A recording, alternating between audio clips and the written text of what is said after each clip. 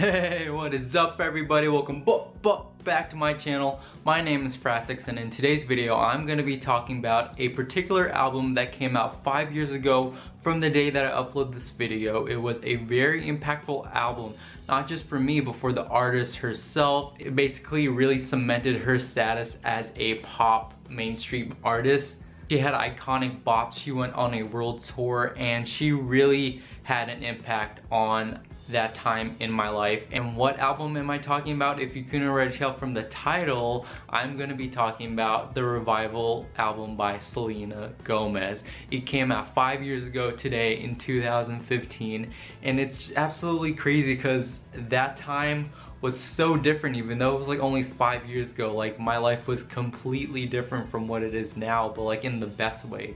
But it's just interesting just to like look back and see how much of an impact the album had on my life at that time. So in this video, I'm basically going to be telling you guys about how the Revival album and like the era overall really was part of my life and how it really played a part into what I was doing at the time and the changes that were happening. Oh, and also to celebrate it being 5 years, I am wearing my Revival merch shirt, which I didn't get at the Revival tour sadly, even though I did have tickets to the Los Angeles one. But I'll explain that later on in the video. And I also have the CD that I got on the day that it got released, and it's just super crazy that this thing is 5 years old. Like, that's absolutely crazy. And I also have the vinyl version. I just don't know where the heck I put it, so this will have to do for now, you know, for sure. I'm gonna stop rambling and I'm gonna start talking about the Revival album. Without further ado, here is me talking about the Revival album by Selena Gomez.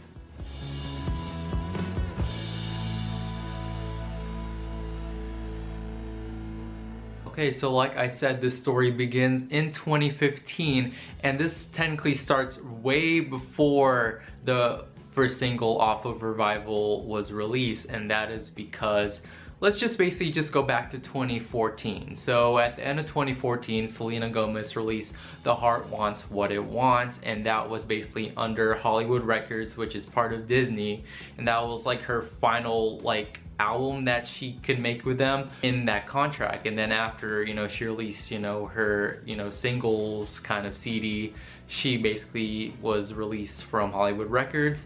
So in 2015, we were like, all of us fans and everyone was speculating like, oh, you know, like what is Selena Gomez gonna do now kind of thing. And then she got signed on to Interscope Records, which is pretty awesome because it has big names such as Lady Gaga and such. So it was super interesting just to see how well she would do with her first real studio solo album. Even though like Stars Dance was kind of, you know, her first solo album, but she doesn't, you know, include that as being a solo album. Earlier in that year, she released I Want You to Know, which is a single featuring Zedd. And I thought at the time that it was gonna be the lead single off of her first album, but it was just basically just a, you know, standalone single, which it was a bop. If you guys don't know about I Want You to Know, like literally it's just so upbeat. It's basically like Break Free 2.0, but you know, still great in its own aspect. And the video was like super cute and stuff. I remember like reblogging and reposting everything on like Tumblr and Instagram and everything. It was a time. But also around the first half of 2015, I was graduating high school.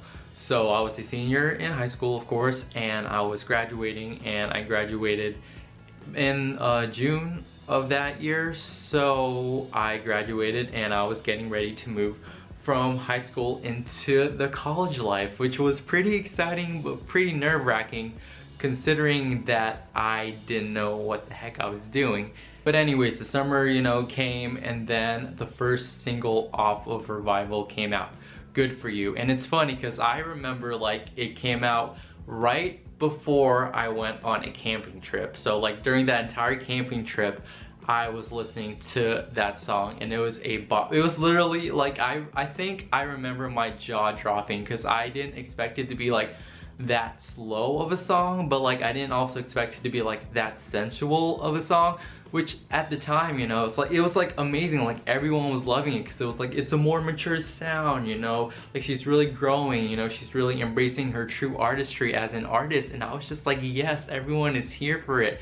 So I was really excited for Good For You.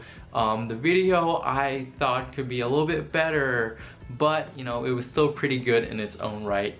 And then a little bit after that, she released the second single off of Revival, which was Same Old Love, alongside the music video. And then I think she also released the cover art around the same time, and I was shook when I saw the cover art. Like, I think she just posted on Instagram or something, and I was just like, I was dying, because I was just like, that was so iconic, especially for her at the time. Really, like, because she was like almost essentially nude on that album, and I was just like, she's just going all out. She wasn't afraid to do anything. She was really trying to embrace this newfound womanhood and artistry that she had, and I was here for it, and everyone was here for it. Everyone was really hyped up for this era and this album, and I definitely was. And then I think that was like released right before I started college. I think it was like after I had college summer orientation kind of thing, but then college started in September of 2015. Then a little bit after that, I think the only promotional single, which was Me and the Rhythm, was released from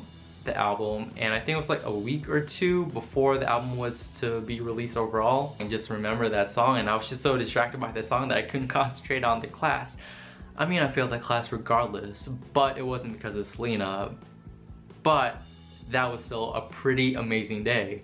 And then finally on October 9th of 2015, Revival was released, and I could not believe it. There were so many bops on that album. It was so surprising to, you know, to see that that was her first album as part of like a new label. It was absolutely mind-blowing that she had the artistry, and she definitely ventured into new sound territory for her at the time. And you know, Same Old Love kept on rising on the charts and, you know, the radio and everything. Then she performed it on the AMAs at the end of the year, and that was super iconic. Then she released the Hands to Myself music video, which I was shook when she released the trailer for, you know, alongside beats and everything, and I was just like, oh my gosh, like that was absolutely amazing.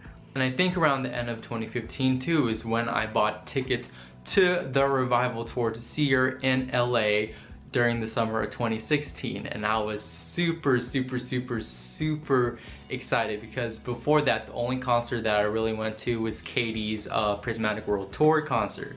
So I was like, heck yeah, I'm gonna be going to my second concert ever, and it's gonna be in LA, and it's gonna be amazing. And like, I knew that it was gonna be amazing because it was gonna be in LA. But like I said before, that never really happened, but I'll explain that in a little bit. So around the beginning of 2016 is when I started to transition from trying to just do college stuff to slowly transitioning into getting ready to leave for basic training for the Air Force. And I was really excited, really nervous about it, but I do remember that the Revival album overall was like one of the main soundtracks that was like getting me through the end of college, as well as my very beginnings of my Air Force career, as in, you know, going to like MEPS and getting tested and everything like that. And then I remember a short while before I was to leave for basic training, so around like April, May time, my family went on a trip to the beach, like basically like a beach hotel, because my family had like timeshare with that particular hotel company. So I think during one of those nights that I had to stay at that hotel with my family was the premiere night of the Revival tour, and I was super excited. I just remember getting super hyped up and going through like all Instagram and Twitter and Tumblr and everything like that, and I was just so hyped. And that was one of the most exciting like nights of my time before leaving the military, for sure, because like it's always like on my Snapchat stories and I have it saved and everything, and I was just really hyped. So in May, or the middle of May, I left for basic training. And if you didn't know, Air Force basic training is for 2 months, and you know what was happening within those 2 months? The Revival tour in LA was happening. My show was happening during the time where I couldn't even have my cell phone. Like, it was literally that strict. I couldn't have my cell phone at all except for like 1 or 2 times during the entire month. The rest of the time, I didn't have it at all. No technology, no access to the outside world. So I didn't know what the hell was going on. So I basically just relied like on my family and my sister like writing me letters about what was happening during the shows and like everything like that. So I got to figure out, you know, about like all of the things that happened, you know, like all of her features and everything like that, and like what happened during her concerts. And I was supposed to go to the Revival tour with my sister, but you know, before I left I was just like, oh, just take, you know, my mom and my sister instead. But instead they didn't want to go because they felt like it wasn't like their place to go without me, which I thought was super sweet. But I think we still have the tickets somewhere back at my parents' house somewhere, so we don't have, or we didn't use them, or they didn't use them, but I could have used them. And I don't know, it's just like, it was just so horrible that I couldn't actually see Selena for the first time live in concert, and I was super bummed about it. And I think that was like one of the last shows too that she did in the United States before she canceled the rest of the Revival tour. But yeah, that's basically the Revival era, because you know, like, it did stop once Selena stopped the world tour and everything like that. So that's basically my spiel. I could go into, you know, more detail about like how I could walk to class and like I would put in my earbuds and just listen to the Revival album as a whole, and how, you know, that really got me through some difficult times, because like I said, I was failing like a good portion of my classes, and that's another reason why I kind of joined the Air Force, or looked into the Air Force. So like that was basically like my background soundtrack to that entire time. So it definitely has an important place in my heart and in that time. And now I'm going to be talking about, you know, like, you know, I have the track list written here, and I basically just rank them in order of my favorite to least favorite songs. And like, I do love all of these songs equally, but it was really hard for me to like actually try and list them out, just, you know, do my least favorite to favorite. But you know, I came up with this list, so hopefully it does it justice. I think I'm satisfied with the rankings of this, and hopefully you guys are too. If you guys aren't, please leave a comment down below. And I also kind of ranked Selena's not just the Revival album, but also her entire discography in a tier ranking video that I did like a couple of weeks ago. So if you guys want to check that out, the link for that will be in the description, as well as my Selena Gomez playlist.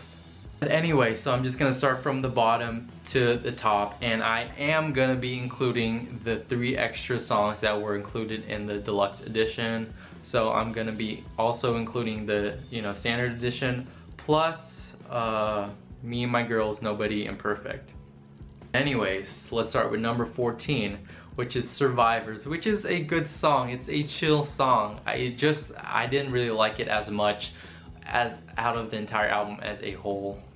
Body Heat, it's super like saucy, super like heated. I absolutely love that song. It's definitely like a very like hot song.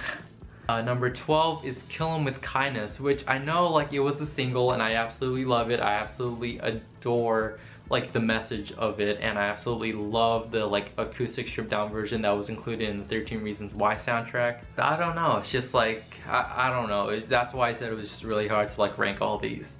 Anyway, so number 11 is the title track, Revival. It is a bop. It's definitely really different sounding, and like I think Selena even said like it went through like numerous iterations and changes and everything like that before they settled on the final version that was the album version. So I really love that song. Number 10 is Rise, which I don't know, I just love the feel of it and the instruments that were used in that song. It definitely sounds like, I don't know, very like foreign, very like exotic, and I absolutely love that and the meaning behind the song. Number 9 is Nobody. I don't know, I feel like that's like a super like holy song that I should just be praising my hands up to the ceiling for, and I absolutely love that song so much. Number 8 is Me and My Girls. I did not like this song at first. I remember like listening throughout the entire like deluxe edition, and that being like not my favorite song. But I think it was like after she performed on the Victoria's Secret show that I absolutely like fell in love with that song, and I was like, this is actually a bop. Number 7 is Camouflage, the only, you know, real ballad on the album, and I'm super sad that she did not perform this on the tour because I absolutely love it. I just love how it's like kind of simple, kind of complex, but it's just so beautifully done, and I absolutely adore that song. Number 6 is Perfect. When I first heard this song, I was shocked. I was shocked because I was just like, she is talking about, like, you know, basically like kissing the other girl that he's cheating with, and I was just like, I was like literally so shook because it paints such a vivid imagery, and I could feel, like, I've never gone through something like that, but like I could feel like the pain that, you know, Selena was singing about, and I was like, oh my gosh, this was amazing. Number 5 is Good For You, the first single off of Revival. And of course, like, that's a bop. It's a classic. I said how much I love that song. Number 4 is Same Old Love. I remember like this being played on the radio all the time, and like it was literally the beginning of my college experience, and it was just like on the radio, and then it was getting promoted everywhere, and I just like remember like listening to that song, you know, if I was going to class or going to the gym, and it was just walking on campus. It was just a really great time.